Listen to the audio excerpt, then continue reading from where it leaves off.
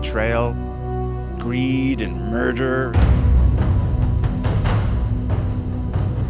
It's set in this interesting world of contrasting ideologies and what's right and wrong, and has a great philosophy about it.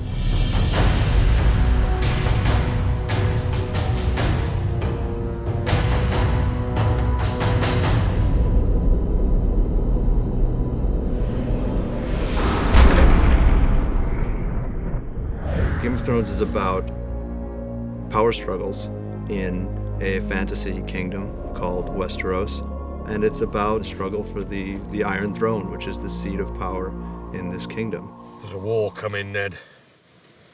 I don't know when, I don't know who we'll be fighting, but it's coming. At the core of it, there's a conflict for power between two great houses initially, House Stark and House Lannister. The other major houses are all contenders as well. It's a suitably complicated political situation. The old truth that power corrupts, I think, is very valid. And it shows in this series. You see characters that come into power and how they change. In a way, it's about how people forget to see the bigger picture. There's a common threat that everybody kind of ignores because they're too busy pursuing their own interests. And meanwhile, outside the Seven Kingdoms, two great threats are rising, one across the sea in the exiled Targaryen siblings, and another one far to the north, beyond the Wall, which is the boundary of the Seven Kingdoms, in lands of perpetual ice and cold, where a supernatural threat is stirring.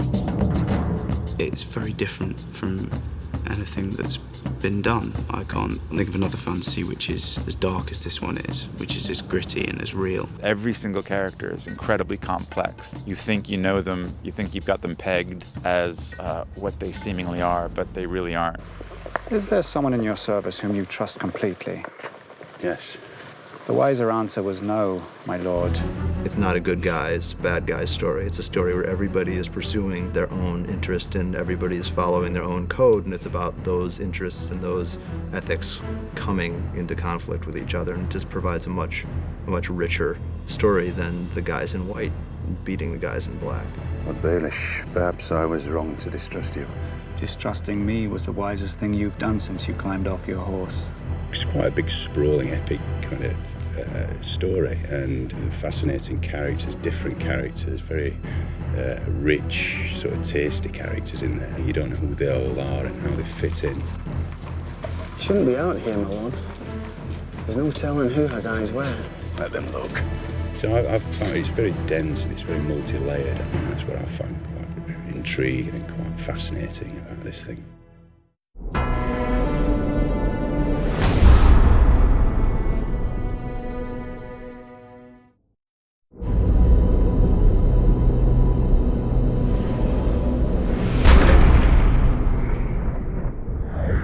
Ned Stark is the center of the series. He's very realistic, quite a pragmatic character. This is fine work. It's not for sale. If his lordship wants the helmet, I made it for me. forgive him, my lord. There's nothing to forgive. He's principled, he has values, and above all, he's very loyal, you know, and that's something that he demonstrates on many occasions. You helped me win the Iron Throne, now help me keep the thing. We were meant to rule together. Ned is the Lord of Winterfell, and he's married to Catelyn Tully. Together they have a number of children. 17 years ago, you rode off with Robert Baratheon. You came back a year later with another woman's son. Jon Snow, he's of an age with Robb, the eldest son, and they're closest brothers. I would say Jon Snow is a young hero in a lot of ways.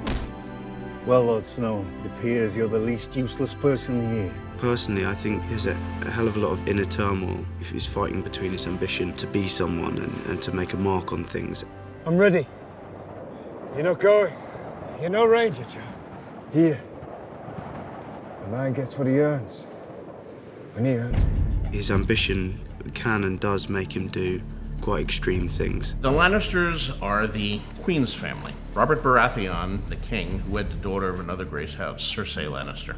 She is the queen of the Seven Kingdoms. She's quite tricky, layered and power mad. She's smart and political. She has a very hard time trusting anyone. You're just a soldier, aren't you? You take your orders and you carry on. I was also trained to kill my enemies, Your Grace.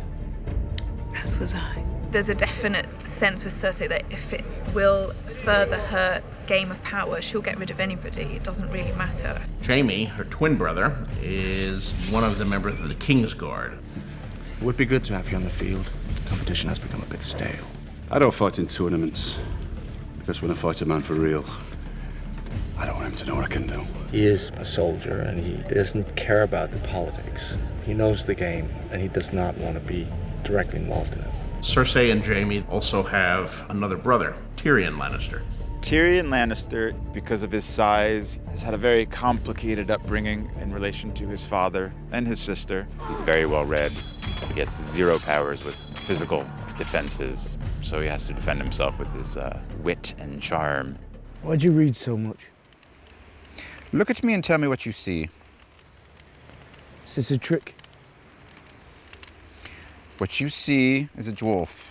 My brother has his sword, and I have my mind. And a mind needs books like a sword needs a whetstone. There's a set of characters that you also encounter who are across the Narrow Sea on an entirely different continent. May I present my honored guests, Viserys of House Targaryen, the rightful king of the Andals, and his sister, Daenerys of House Targaryen. He's a man on a mission. He's fairly obsessive about one thing, which is regaining his crown. When they write the history of my reign, sweet sister, they will say it began today. He's very bitter and resentful of the people who took it from him, and he carries a huge burden. His sister is Daenerys Targaryen, also known as Daenerys Stormborn. Tell them to stop. You want the entire horde to stop? For how long? Until I command them otherwise. She goes on such a journey. She gets put up with a lot of obstacles coming her way, and every time she overcomes them, she succeeds, and she kind of just gets stronger and stronger as she goes on. She's an incredible, incredible, wicked person. There's plots within plots and wheels within wheels, and many people competing for one seat.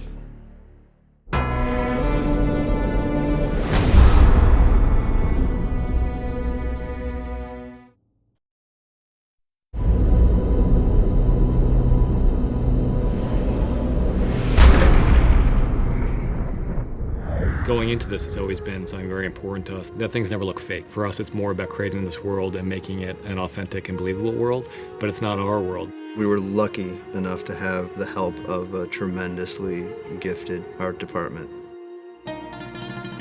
I'm responsible for the look of the show, from the kind of the floor to the sky. I'm working out what the CGI is going to be, the whole look of it from there downwards, so that we have a complete look to the series. You've got to create a world from scratch that feels like you're in a different time, a different place. So it's creating different environments that work, that feel real, but don't feel like, either contemporary or known periods. That's the main thing. The biggest challenges have been, I guess, the scale of the event. We've created very high standards for ourselves. It's a lot of bits to this, and it just has been a lot of stuff to pull together. Gemma Jackson really ranged far and wide to find the artistic resources and the stylistic resources to give us a world we haven't seen before. There's an Arctic wasteland, which is very far north, and you go all the way to a more desert wilderness and everything in between. Our brief was to try to combine interesting visual elements from a lot of different societies and periods. So we spent a lot of time researching medieval Europe. We looked at Oriental influences, we looked at Asian influences, we looked at the subcontinent, we looked at African influences. We tried to find references from a lot of different civilizations in different times and combine them. You try and create a world that's based in real physics, even if it's fantasy. There has to be a reality to it, or it will just look like a set. So you're always trying to think, right, how would these people live? What would they need? Why would they put things where they do? How would it be? I think the approach we want to take is that, yes, it is fantasy, but it's very grounded in reality. And I think we want to make it as real as possible. And that's the same approach we're taking with absolutely everything. And I think as the series goes on, you'll see the great difference between the four worlds in which the series inhabits. So it's very important that it have a completely different look, and that the light be different, and the topography. We've been given the luxury of being able to span various countries. So we scouted probably, 14 different countries when we're trying to decide where to shoot and why ultimately we decided to shoot Northern Ireland. You drive 25 minutes and you're at some beautiful forest somewhere, and you drive 45 minutes and you're at this great old castle. It's a huge scale. Shooting simultaneously in 2 different countries as Malta and Ireland is a challenge, but it's great fun. We love it. It's one of the fun things about this show is that we get to make it up. We're not hewing to any particular historical period, absolutely. This is a fantasy series, and that gives us a lot of freedom, and that's part of the fun of it. Fantasy is always bigger. I mean, fantasy is larger and more colorful and more exciting, I think, than history. So you take your inspiration from something in history, you make it much bigger and perhaps more dramatic. It's just the best story. It's fascinating, and there's so many twists and turns, and when you think you've got it figured, it completely changes its mind, and you follow it and you get excited by it. There's real emotion and there's real relationships that you can understand and relate to, and it's just brilliant. It's a wonderful story. This interesting combination of a very real world with an overlay of fantasy is a pretty intriguing combination, and I think it's something that you see nowhere else on television currently. I don't think anybody will do it quite the way HBO does. What do you know about fear? Fear is for the winter, when the snows fall 100 feet deep. Fear is for the long night, when the White Walkers move through the woods. When the sun hides for years, and children are born and live and die, all in darkness. That is the time for fear, my lord.